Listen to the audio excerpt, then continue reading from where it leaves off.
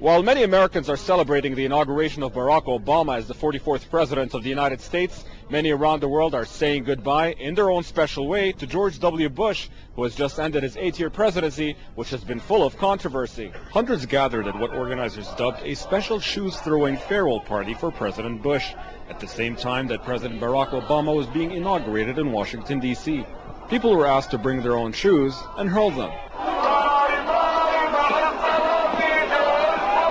These people have many reasons for disliking the former president, the most recent of which was his support for Israel during its all-out massive offensive against the people of the Gaza Strip, which has ravaged the besieged tiny coastal enclave, claiming at least 1,300 lives, more than 400 of whom children. Under the false pretext of his possession of weapons of mass destruction, he also occupied Iraq, causing havoc to the country in the process. Before Iraq, he also invaded Afghanistan to topple the Taliban government, which he has still, to this day, been unable to defeat. Nearly 1 million people have been killed in both conflicts, mostly civilian. Bush, so bad man. He have war. Always he have war. Why, we don't know.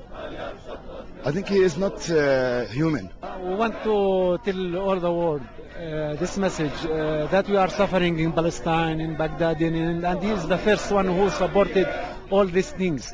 Even when the crime was in Gaza, he sent many weapons to Israel just to kill the children. In Afghanistan, in Palestine, in Iraq, you see, in every part of the world, you see, he's against Muslims, against Arabs. الشعب الفلسطيني محاصر.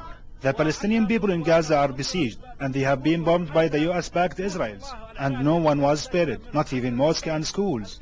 He did the same to Iraq, and caused great hardship to the people there, also in Afghanistan. Many here wanted to make sure that this shoes-throwing event would not be interpreted as an insult to the American people, but rather as a symbolic expression of dismay at the Bush administration. I have been there to America. The people there, they are so nice, and even the people in America, they hate Bush.